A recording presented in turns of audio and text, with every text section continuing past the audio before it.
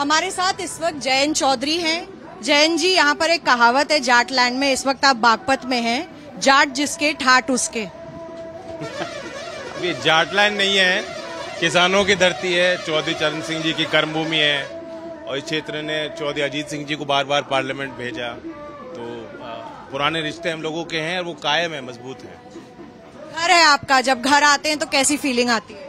अच्छा लगता है। यहाँ लोग, आप देखिए, किसानों के लिए अभी काम का वक्त है, गेहूं की कटाई चल रही है, बुआई चल रही है, लेकिन लोग सड़कों पे हैं, इंतजार कर रहे हैं, गर्मी में भी खड़े हैं और फूलों की होली खेल रहे हैं हम लोगों के साथ। एक उत्साह दिखाई दे रहा है, प्यार झलक रहा है। प्यार झलक रहा है और लोगों का विश्वास भी झलक रहा है, क्योंकि आपके घर की सीट है। चौधरी चरण सिंह जी यहाँ से 3 बार MP बने, प्रधानमंत्री बने, फिर यहाँ से आपके पिता अजीत सिंह जी जीतते आए लगातार 6 बार, और पिछली बार ये सीट बीजेपी को चली गई थी। आप आज बीजेपी के साथ यहाँ पर खड़े हैं, तो आपने जाटों को तो साथ ही लिया है। बाकी लोगों के बारे में क्या सोचते हैं, जो बाकी वोटर्स हैं यहाँ पर? मुस्लिम वोटर्स हैं, कश्यप वोटर हैं, सैनी वोटर। ये वोटर्स का साथ मिलता था, लोकदल को भी मिलता था, तभी हम लोग जीत पाते थे। और बीजेपी में तो आप देख ही रहे हैं कि उन्होंने एक बना दिया है, एक कुनबा सा गुलदस्ता बनाया है और सभी कम्युनिटीज में एक सपोर्ट बेस है उनका, तो वो कन्वर्ट हो रहा है। बीजेपी और लोकदल के वर्कर्स में जमीनी तौर पे एक समन्वय है और वही कारगर होगा। गुलदस्ते में आप एक बहुत अहम फूल दिखाई दे रहे हैं इस वक्त, क्योंकि जिस तरीके से लोग आपके साथ आ रहे हैं। देखिए, जयंत चौधरी इस वक्त बाहर जाके लोगों से मिलेंगे और हम भी देखेंगे किस तरीके से लोग जुड़ रहे हैं जयंत के साथ। देखिए,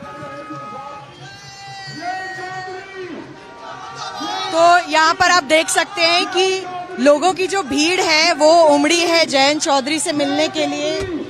हर 10-10 मिनट में वो रुक रहे हैं, हर गांव में जा रहे हैं, लोगों से बात कर रहे हैं और जो लोग यहाँ पर उन पर फूल बरसा रहे हैं, इससे यही पता चलता है कि बागपत की सीट पे जो विश्वास रहा है जयंत चौधरी जी का और यहाँ के जो प्रत्याशी है राजकुमार सांगवान जी का, उसके साथ साथ यहाँ पर जो लोग हैं कह रहे हैं कि जो इनके प्रत्याशी है राजकुमार सांगवान जी, उन्हीं को वोट देंगे।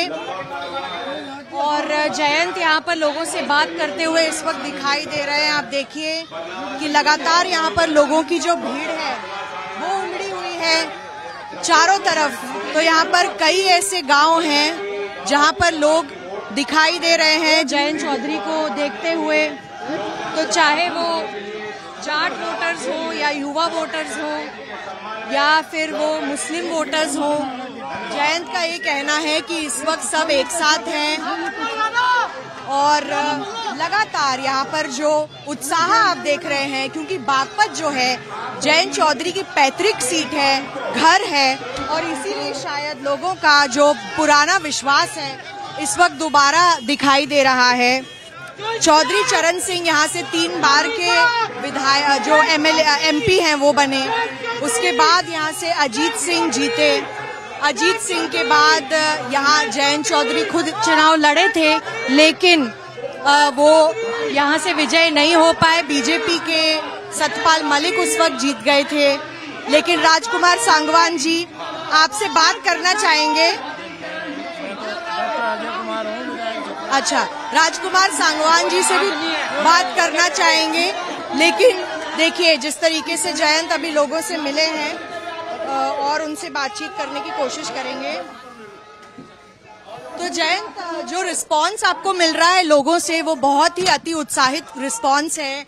जहां भी आप जा रहे हैं लगातार जो है जयंत चौधरी का ही नाम चिल्ला रहे हैं, यहाँ पर आपके नारे लगा रहे हैं जोर जोर से। तो RLD आई रे, ये गाना हम सुनते हुए आ रहे थे पीछे ट्रैक्टर में, और ये एक एंथम है यहाँ के लोगों के लिए। बिल्कुल, it was a very popular song. It is a very popular, it is still very viral. और अब लोग ऐड कर रहे हैं उसमें बीजेपी लाई रहे, बीजेपी लाई रहे RLD आई रे, बीजेपी लाई।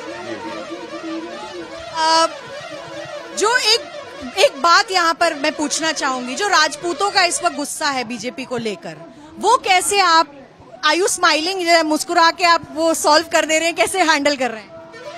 देखिए, ये जमीन पे नहीं है, कुछ नेता होते हैं जो अपने लिए कुछ मांगते हैं पार्टी से, सबकी बात नहीं हो पाती, तो चुनाव के वक्त उनको लगता है कि एक दबाव बनाया जाए। उसी दबाव बनाने के नीति के तहत एक प्रचार किया गया, वोटर पे उसका कोई प्रभाव नहीं है। और क्षत्रिय समाज की बड़ी भूमिका रहती है इस क्षेत्र में, उनका बड़ा राजनीतिक सामाजिक प्रभाव है। और लोकदल की मैं कह सकता हूं कि भागीदारी हमेशा हमारे दल ने दी है। पिछली बार हम 3 लोकसभा सीट लड़ रहे थे अलायंस में, उसमें से एक मथुरा से हमारे कुंवर नरेंद्र जी हमारे उम्मीदवार थे। इस क्षेत्र की हम बात करें तो हमेशा एक लीडरशिप रही है ठाकुरों की। यहाँ सुखबीर गटीना जी हमारे जिलाध्यक्ष रहे और चौधरी चरण सिंह जी के समय से सक्रिय हैं, आज हमारे राष्ट्रीय पदाधिकारी हैं और उनका बड़ा योगदान और मार्गदर्शन मुझे मिलता रहता है। तो ये कहना कि क्षत्रिय समाज का यहाँ लोकदल के साथ पुराना है, बिल्कुल सटीक रहेगा। और बीजेपी में भी लार्जली अगर आप देखें पूरे देश में तो क्षत्रिय समाज की वोट परंपरागत तौर से बीजेपी के साथ जुड़ी हुई है, उसमें कहीं कोई ब्रेक नहीं है। कोई ब्रेक नहीं है, बिल्कुल नहीं है। एमएसपी को लेकर आपने, जैसे आपने किसान क्षेत्र कहा, जब मैंने जाटलैंड कहा तो आपने हमेशा आवाज उठाई है, चाहे आप समाजवादी पार्टी के साथ थे या अब आप बीजेपी के साथ हैं, आपने किसानों की हमेशा बात आगे रखी है। एमएसपी को लेकर भी आप ये बातें आगे रखते रहेंगे। इस बार लोग आपसे क्या वादा मांग रहे हैं? एमएसपी बढ़ती रहनी चाहिए और ज्यादा किसानों को उसका लाभ मिल सके, इसके लिए भी हम तंत्र तैयार करें। मंडी इंफ्रास्ट्रक्चर पे इन्वेस्टमेंट हो, निवेश हो, सरकारी निवेश हो, निजी क्षेत्र में भी कृषि में जो अच्छे इनोवेशन हो रहे हैं, जो प्रयोग हो रहे हैं, जो इन्वेस्टमेंट हो रहा है, उसके लिए भी सरकार कारगर पॉलिसी बनाए। इसके हम लोग हमेशा पक्षधर रहे हैं, आगे भी रहेंगे। जयंत, एक सवाल आपसे, ये आपके घर की सीट है, आप क्यों यहाँ से नहीं लड़े, या आपने क्यों अपने परिवार के एक सदस्य को इस सीट से नहीं लड़ाया, और राजकुमार सांगवान जी क्यों? मैं चाहता हूं कि मेरे दल का विस्तार हो और मैं चुनाव बागपत से हम लोग मेहनत कर रहे हैं, लेकिन जमीन पे प्रत्याशी के ऊपर एक दबाव होता है। तो सांगवान जी जैसे आज हम लोग एक क्षेत्र में, दूसरे क्षेत्र में गांव-गांव वो जा रहे हैं, तो एक मैसेज गया है पार्टी में निचले स्तर तक कि जो मेहनत करता है उसे आगे संभावना उनके लिए है और पार्टी उनकी कदर करती है। ये एक बड़ा मैसेज है, क्योंकि डॉक्टर सांगवान एक ग्रास रूट वर्कर रहे हैं। पार्टी के कार्यक्रमों को संचालित करना, उनको आगे बढ़ाना, चुनावी प्रबंधन करना, ऐसा कोई काम नहीं जो उन्होंने ना किया हो। और सिर्फ राजनीतिक काम नहीं किए, सामाजिक सोच के साथ उन्होंने किए हैं, लोगों की मदद की है। तो एक तो उनके चयन से एक अच्छा मैसेज गया, बाकी फिर मुझे वक्त मिल रहा है कि मैं दूसरे क्षेत्र जाके प्रचार कर पा रहा हूँ। और वही मेरी मंशा थी कि पार्टी मजबूती से चुनाव लड़े, हम लोग एनडीए का पूरी ताकत के साथ दें। आज मैं यहाँ बागपत में हूँ, कल मैं मथुरा था, तो लगातार एक बड़े क्षेत्र में मैं प्रचार कर रहा हूँ। राजस्थान में गया हूँ, 2 दिन मैंने राजस्थान दिए प्रचार के लिए। पूरी तरीके से मतलब बीजेपी के साथ साथ जहां भी आप अपना जो वोटर बेस है, वो भी आपका वोटर बेस भी बढ़ रहा है बाकी राज्यों में भी। तो एक मैं चाहती थी आप मुझे एक सेंटेंस एक्सप्लेन करें। आपने पटकनी कहा, प्लीज उसका मायना समझाइए। पटकनी मारना क्या होता है? मतलब पछाड़ना। और ये कुश्ती की टर्मिनोलॉजी के तौर पे आप देख सकते हो, तो धोबी पछाड़ कहो या जो कहो, कि पटक दिया, कि एक रणनीति के तहत हमने किया है कि अपने आप को मजबूत हम कैसे करें, इसलिए हमने किया है। हम पलटे नहीं, हम अपने रास्ते पे चल रहे हैं और एक राजनीतिक फैसला हमने दिया है अपने लोगों के लिए। आगे चल के क्या चाहेंगे वोटर से? वोट प्रतिशत इस बार पहले चरण में कम रहा है, क्या अपील है आपकी? उसके कुछ कारण हो सकते हैं। चुनाव आयोग पे इस पे सीरियसली गंभीरता से विचार कर रहा है, कैसे हम प्रेरित करें लोगों को। मतदान जरूर करना चाहिए सबको। मैं भी अपील करता हूं कि अगले चरण में हम उम्मीद करते हैं कि अच्छा मतदान हो। इसका जो विश्लेषण पॉलिटिकल आप ये कर सकते हो कि जो पक्ष में वोट है वो निकल के आई है, क्योंकि उनमें एक उत्साह दिखाई दे रहा है। हमारे कार्यक्रम में भी आप देख रहे हैं कि बढ़ चढ़ कर लोग हिस्सा ले रहे हैं और रोज प्रोग्राम्स हो रहे हैं। इंडिया कहीं जमीन पे प्रोग्रामिंग नहीं कर पा रही, वो प्रेस कॉन्फ्रेंस कर रहे हैं। और हम लोग ऑलरेडी 10-10 मीटिंग जिस क्षेत्र में कर गए थे, उसके बाद उनके उम्मीदवारों का चयन हो पाया। तो हमारा वोट निकला है, उन्होंने मतदान किया है। हो सकता है कि विपक्ष का जो वोटर है वो थोड़ा उदासीन लगा, क्योंकि उनको लगता है कि मुकाबला नहीं है। इसी से कल अखिलेश और राहुल ने अमरोहा में एक प्रेस कॉन्फ्रेंस की, वहां पे उन्होंने कहा कि उत्तर प्रदेश में ढोलक बजा के विदाई करते हैं, तो मोदी जी की विदाई ऐसे होने वाली है। अब ये बातें तो कही जाती हैं मनोरंजन के लिए।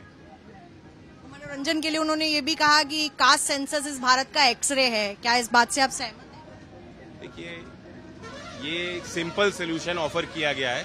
कांग्रेस की आदत है इस तरह के नारे देने की, गरीबी हटाओ, और वो कारगर नहीं हो पाए। जब अवसर दिया जनता ने तो वो काम नहीं कर पाए, तो उनकी बातों पे कोई विश्वास नहीं कर रहा। और सिंपलिस्टिक सोल्यूशन नहीं है कि आपने कास्ट सर्वे कर दिया तो सारी जो है अमीर गरीब के फासले को हमने पाट दिया, ऐसा नहीं।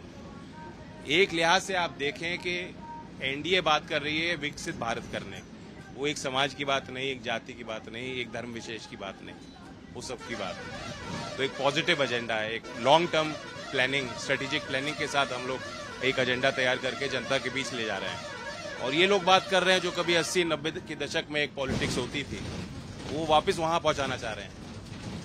आखिरी सवाल, चौधरी चरण सिंह जी को जिस तरीके से सम्मान पुरस्कार दिया गया, भारत रत्न का दिया गया, उसको लेकर लोग कितने संतुष्ट हैं आपके क्षेत्र में, बागपत में? लोग बहुत खुश हैं। सबसे पहले तो सब पॉलिटिकल मंचों से चौधरी साहब का हम बात दोबारा कर रहे हैं। एक नए सिरे से जो आज का नौजवान है उसे सोचने को मौका मिल रहा है और उनके अंदर एक क्यूरियोसिटी पैदा हो गई है। अब वो आपने देखा है कि गूगल पे भी आप सर्च करेंगे, हैशटैग देखेंगे तो चौधरी साहब is again reemerged as a public icon. तो हमारी नजर में हमेशा वो थे, वो रत्न थे। किसान की नजर में वो एक बड़े नेता रहे और हर घर में अभी भी उनकी तस्वीरें लगी हैं, उनके किस्से लोग सुनाते हैं। तो एक उनका बड़ा अपील है हर कम्युनिटी में। अब उसको हम इंस्टीट्यूशनलाइज कर सकते हैं, संस्थागत तरीके से हम उनके विचारों को लोगों के बीच ले जा सकते हैं।